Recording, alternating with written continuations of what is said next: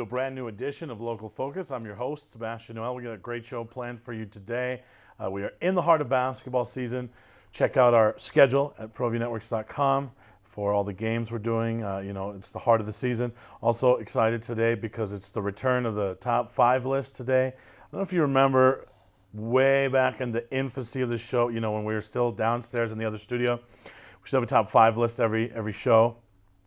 Sometimes they were goofy, sometimes they were serious, but we had that. I don't know why they went away.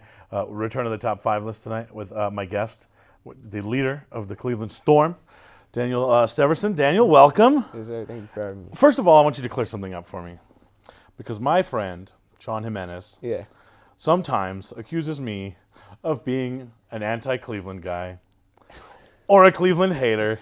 Like, I've been labeled as that sometimes, and I want you to tell our audience that is not true. Okay, Sebastian, I repeat, Sebastian is not an anti-Cleveland person. I'm not, right? Yeah. Because you and we've talked for a little while before. I mean, I remember when you were just starting out as a freshman, and I've been a supporter since then, right? Yeah. All right, I'm glad you cleared that up, because Coach Jimenez, he gets on me. Like, somehow, Coach is like that. He's weird. If someone's not petting him, he thinks that he's not pretty. And so I'm glad you cleared that up for us. Yeah. All right, well, welcome to the show. Glad to have you in. Let's talk Cleveland basketball right away. First of all, you guys went through a little stretch where you were injured.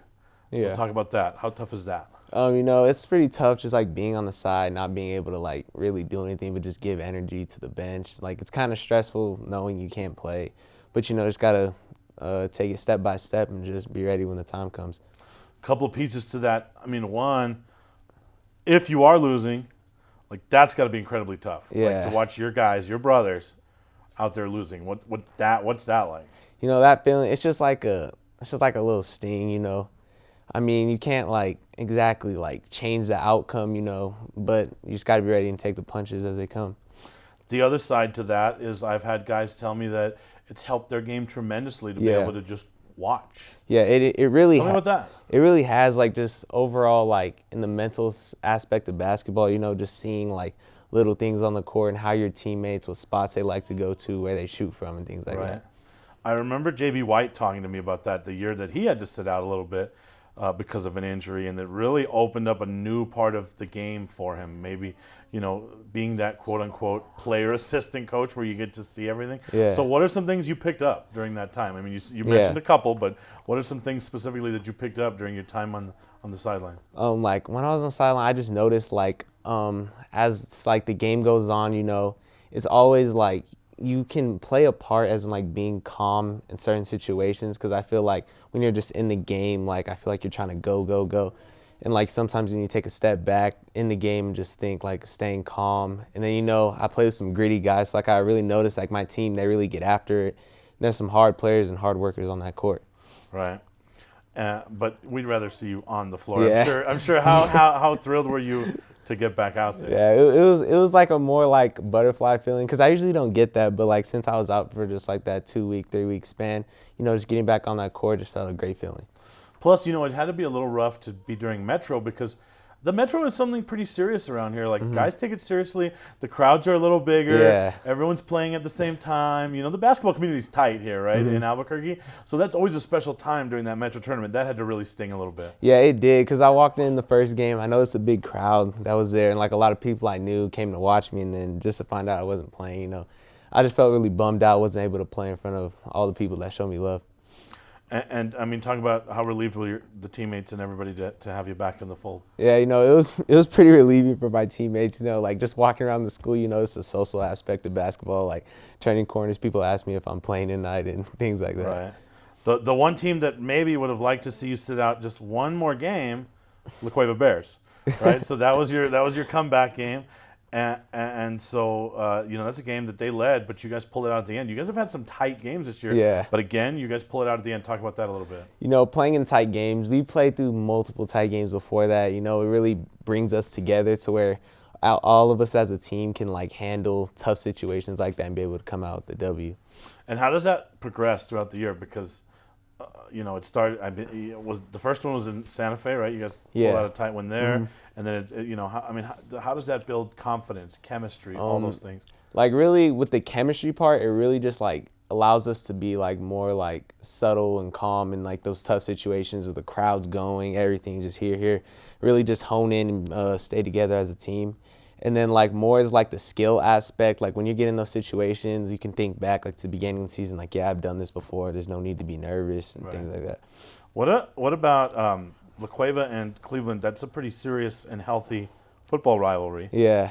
Is that translated to the basketball court? I'd say not as much. Like it's there, but like I can see it more like on the football side. It's not as much on the basketball side. And what needs to happen to make it as good on the basketball court? Well, first of all, you guys could try scoring as much as the football teams, right? Yeah. Because the basketball team or the basketball score was still lower than the football game, right? Yeah, the football score is OD. So what could make that a budding rivalry on the basketball court? I honestly just say like that. Like, you know, just getting those rivalries between, like, like, having the students pop out more, I guess. Like, having a more vibrant student section. Right. I think that'll bring out the rivalry more. Because, I mean, there's something about La Cueva and Cleveland football it's just special, Yeah. right? And, like, they don't like each other. Mm-hmm. and I think that's cool. So, I'm just wondering, I was curious if that's translated at all in basketball, especially since you have some football dudes on your squad, right? Mm-hmm. Like, I'm sure Strat and Nick are just in the locker room saying, hey, you know, we pride ourselves in beating these guys. Do they ever tell the basketball guys, like, hey, we want to kick their ass? we can feel it just like walking in the gym, you know, both teams walking across. So you can just feel the energy change. It's just like, yeah, we gotta win this one. Talk a little bit more about rivalry games when we get back. We'll take our first break. The big rivalry, obviously, is Rio Rancho. So we'll talk about what that rivalry has meant to you. We'll be right back with Daniel after this. Yes, sir.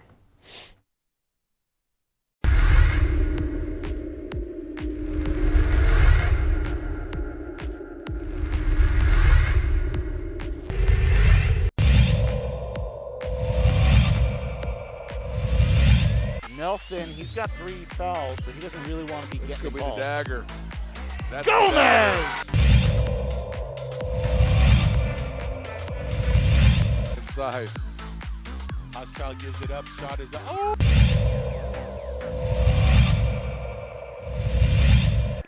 Ball goes inside to Duke, guarded by Trujillo. Eli with the tip and the finish.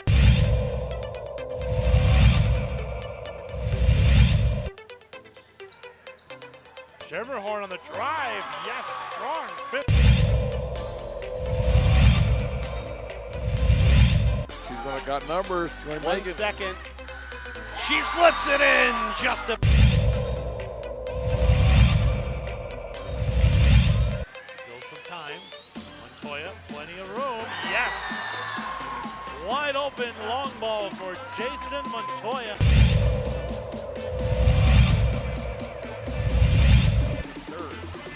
Against the screen, ball fake, but rejected. Oh, rejects it.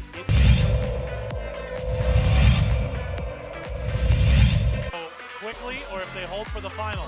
Wyckoff, yes, count the basket. A chance at a 3-point play for Wyckoff, and a free throw is coming up.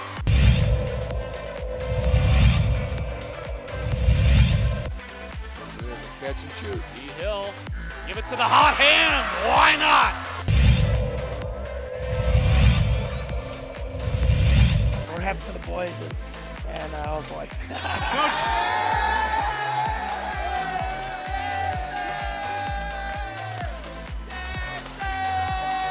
I guess they knew about it. One more.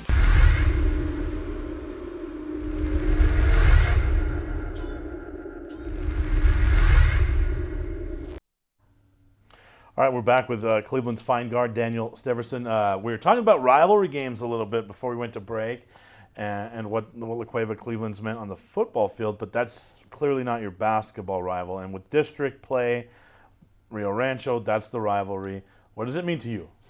To me, it's like a really deep, like even further before I even came to the school. You know, I take that matchup very serious, you know.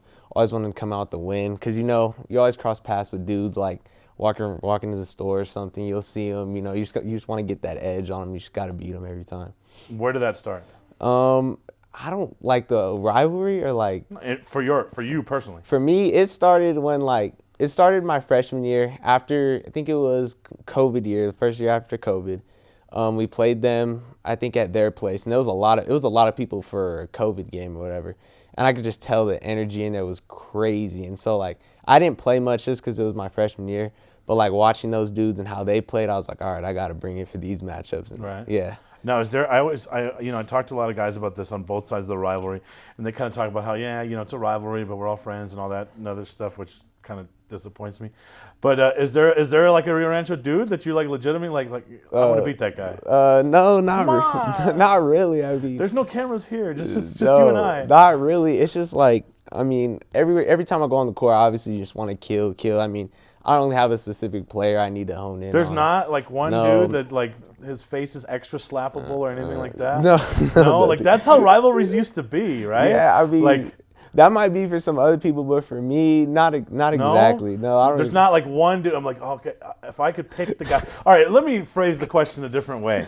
All right, if there was one player on that team that you could put on a poster, that you could posterize, who would that be? Really, anybody wearing the navy blue jersey, I can't. You're too good at this, man. Yeah. You're too good at this media stuff. I don't know. I don't know who trained you on this. Did Coach Jimenez give you a prepper on what not to say, No. what to say? No, sir. There's not one Rio Rancho dude you'd want to put on a poster. All There's of not them. one dunk you would get a little more joy out of over one dude. No, all of them would be around the same. Okay. Yeah.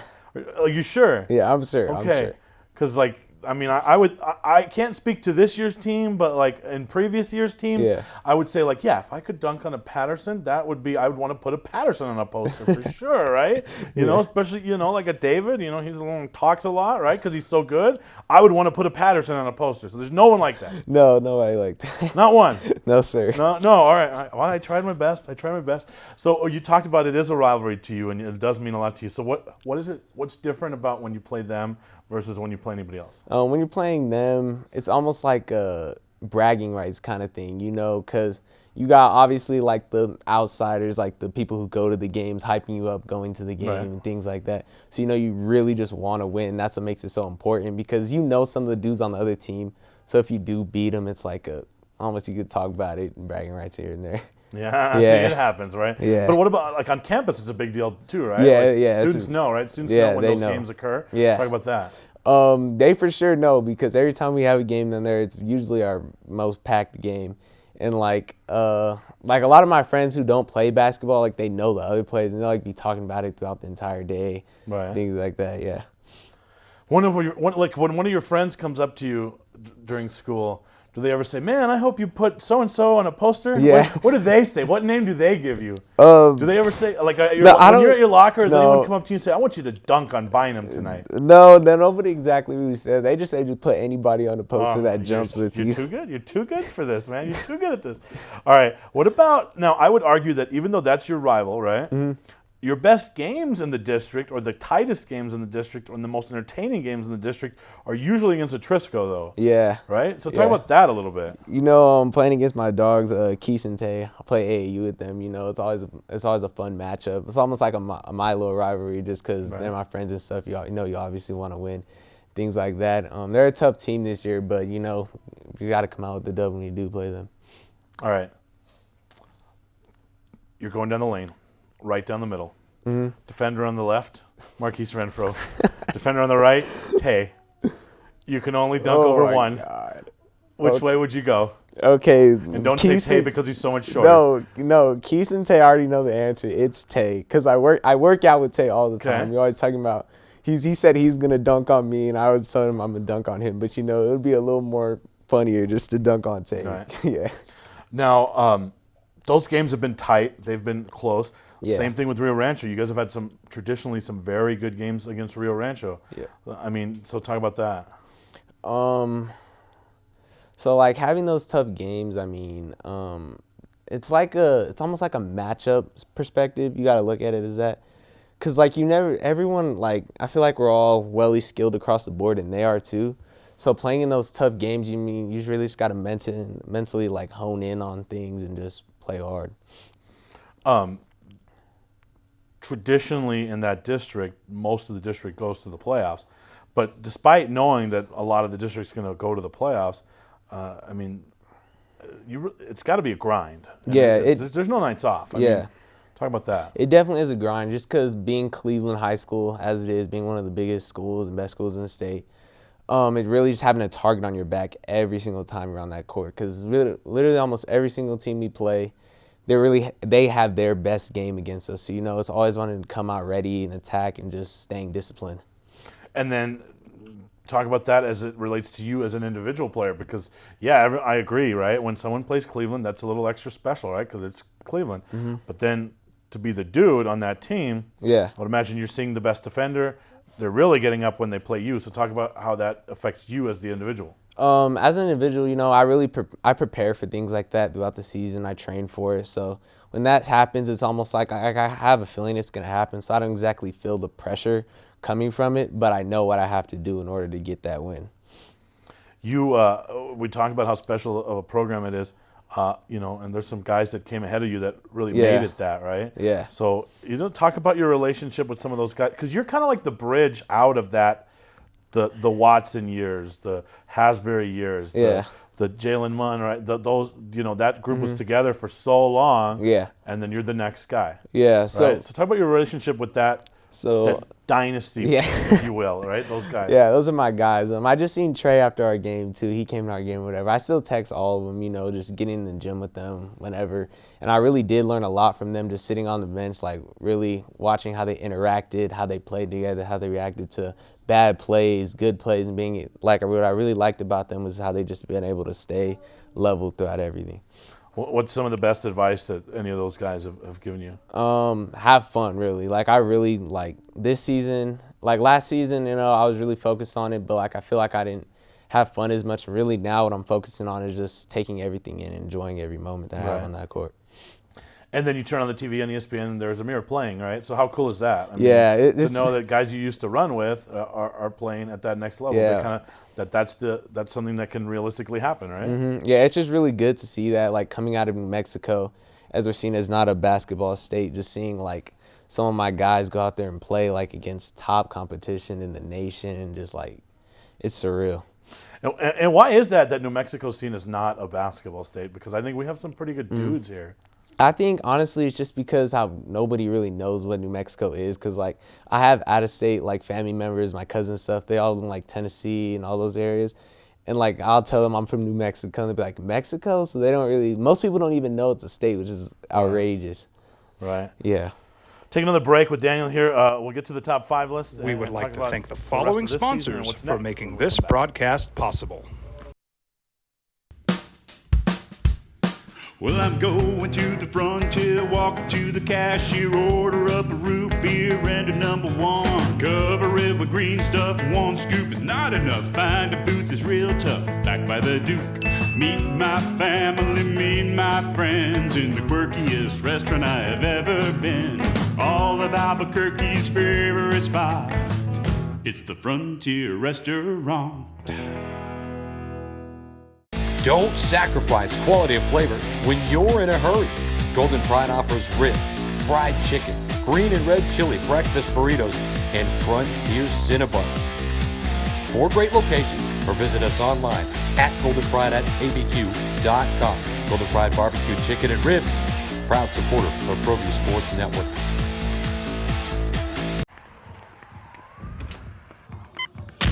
These are more than just the sounds of a safe place to go after school. These are the sounds of interest being ignited and of mentors making an impact. At Boys and Girls Clubs, we don't do just one thing. We do whatever it takes to meet the needs of every kid who comes through those doors. Because whatever it takes is what it takes to build great futures. Great futures start here.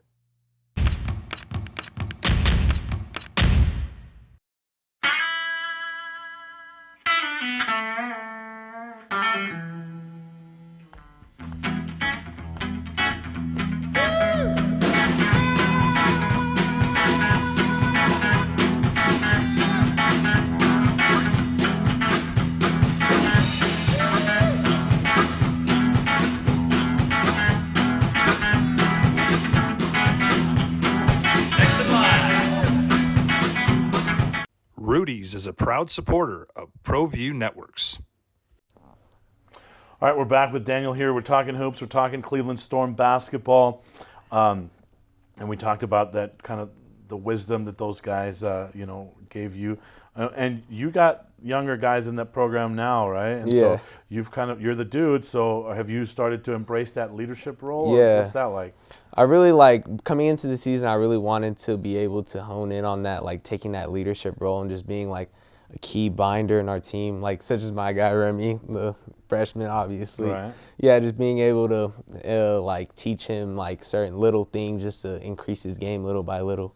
So what are the kind of things that you're kind of passing down? Almost like the social aspect of things, like since like you're such a good freshman, like trying not to please other people and just staying true to yourself almost. Right. And what does that mean? Like how almost do you, I want to hear it from your perspective. Like, what do you? Because I'm sure you went through some of that as a Yeah. freshman, right? So what does that mean? almost like so like you have people on the side talking trash to you, just being able to like keep What do you mean by people? people just like like the audience, Okay, the fans? Yeah, All right, fans, okay, student all right. section. Like they're always like yelling stuff at you, Right. like Because I saw this week, I saw some crazy guy, supposedly a grown-ass man, taking a run at an 18-year-old New Mexico kid. I saw that this week.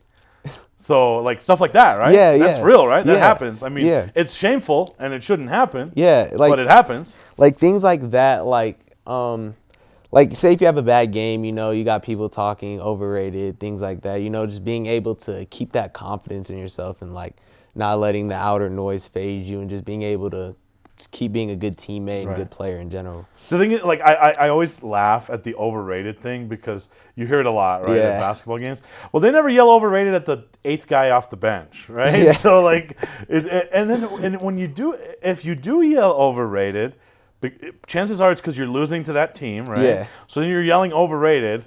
Well, you're losing to that guy that's supposedly overrated. I've never understood that. Yeah, I always see it on YouTube. I see it everywhere, to Right. be honest. It just never really made sense to me. But, they got to do something to try to throw you off your game. All right. Return to the top 5 list tonight. We thought we'd do that with you. Yeah. Something we used to do on the show. So tonight, top 5 things our audience does not know about Daniel Steverson. Number 5. Okay, number 5, I like to make TikToks with my little brother. I guarantee a lot of people have seen it. I do dances and stuff. Okay. Yeah. TikToks with your little brother? Yeah. All right. So are you guys good dancers or what? Yeah. I have a lot of my haters out there. All my Cleveland friends, some of y'all are some haters, but I am a good dancer. I'm a good dancer. Yeah? Yeah. All right. Okay. Number 4, things we don't know about Daniel. I like to go on walks a lot to the river, things like that. Okay. Yeah. All right. This sounds like a weird personal ad now, but you like long walks at the river. Yeah. Okay. All right. All right. So if there's any ladies watching, Daniel enjoys long walks at the river. All right. Number 3 that we don't know about you. Let's see. My favorite type of dish is like seafood boil and things like that. Okay. Yeah. All right. What's the place on the other side? Cracking Crab. Right, Yeah, yeah, all yeah. the way by I don't know my streets, to be honest. So that could be It's around your first NIL, right? Is Yeah. Cracking Crab then? Yeah. All right. Number 2. Number 2. What we don't know about you.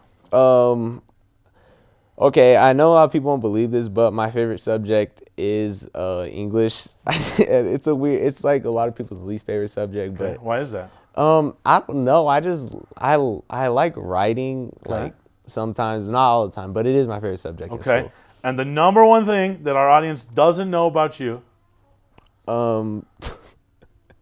Okay. I'm not gonna lie. This stumped me. Okay. So like how when when you're like, oh my, I'm stumped. I don't know. You made it this far. We got to Yes, deliver okay, number 1 okay. here. Oh my God. Okay, when I write, like, watch, let me see that pen. Okay. When I write, I don't interactive. know how you guys hold your pens or whatever, Okay, but not like when that. I hold it like this, like Okay. I don't know if that looks weird, but It does look I weird. always get made Looks fun like of. chopsticks. I don't Like know. you're eating Chinese food. I always get made fun of for writing around other people. It does. That is a little weird. Yeah. Yeah. Okay, that's strange. I've seen like left-handers do a weird thing where they look like Dracula when they're writing, but yeah. Okay. All right. That's different. Yeah. That's different. All right. Well, we appreciate that. All right. Let's talk about the rest of this season. Obviously, this is not a season where you guys are going in as the big monster team, right? Yeah. So safe to say you guys are a little under people's radar, right? Mm-hmm. What do you have to do to change that? Obviously, as long as you get in, you got a chance, right? So talk about that. Yeah, so, these last 2 years, we've been used to being the underdogs and things like that just because we lost big players such as Trey, Nate, and all those guys. And when you lose those guys, it comes down to the younger dudes like me and stuff. So really, you just got to win games, keep being a consistent team when I'm on the court and, really just shock people. Because no matter what we do, I feel like we're going to continue to be underdogs just because of our record, 11-4. 11-4. All those first 2 games, the 2 West Mesa games, Artesia and Sandia. The Artesia and West Mesa game were very winnable games, I believe, and just those 2 losses really affected where we are in the standings as of right now, and just winning these next games and going into the playoffs strong. What do you think? What side of the ball do you think has to improve the most? I think our team. I think our defense as a team, just because we have the saying defense to offense. So defense, get defensive stops, get fast break dunks and layups and things like that. What have you been doing to improve? I mean, you're a lot bigger than last year. Yeah. So talk about the work you've been putting in. Obviously just working out every day with Jay Hill. I think you most likely know him. Yeah. Oh yeah. Working out with him almost every single day. Getting shots up on the shooting gun. With my coach Marcus. I think you've seen him, Marcus Williams. He played back in the day. Great player. And just trying to stay locked in mentally, also, such as reading and things like that. The dream, obviously, to play at the next level, right? Yeah. So, do you have first of all, what's the dream school? Okay, my dream school is Kentucky because that was my favorite school growing up. And then second, UNC, Arizona, and TCU. Well, I don't like that whole Arizona thing. Yeah. I'll tell you that. As a UCLA fan, I don't like the sounds of that. But so that process, you're in it now, right? As a junior, right? So talk about that, just how it works. Really, you just have to stay patient because, I feel like a lot of dudes, when they do play, they're like, oh, I need to get recruited. If you don't have offers, you need to get recruited. I need to get recruited, becoming impatient. But really just being patient with things because, you can have one really good game in front of, a really high-level coach, and it'll just boost your recruiting by a lot. Right. Well, we wish you continued success during this process, obviously, and the season. And your little brother's here. Do you want to give him some free TV time or what? Yeah, Damien. Run over here. Damien. Yeah, right. So continued success through not only the basketball season, but I know this recruiting thing can be a little stressful, right? Yeah. So continued success for all that. And obviously, you finish out the year strong. And look, there's the little bro, right? So is he going to be on the show in 10 years, you think? Look at the camera. Yeah, you're doing. Is that the next, he's good? Yeah. Appreciate it, man. Keep up the good work. Yes, Glad sir. to see you healthy. Thank you for having watching, everybody, and good night.